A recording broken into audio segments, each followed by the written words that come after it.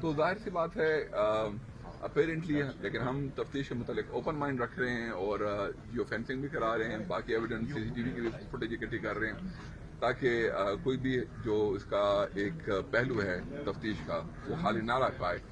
لیکن اپیرنٹلی اس وقت جو ثبوت اور جو چیزیں سامنے آئی ہیں،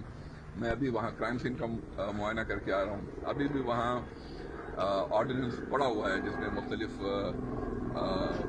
یعنی مارٹر کے گولے بھی پڑے ہوئے ہیں، RPG بھی پڑا ہوا ہے، گرینیڈ بھی پڑے ہوئے ہیں. ظاہر ہے یہ بیسیکلی یہاں اس مالک خانے میں کیس پراپرٹی سے جو کافی اس سے پڑی ہوئی تھی، لیکن ظاہر سی بات ہے مختلف ایسپیکٹ کو دیکھا جا رہا ہے.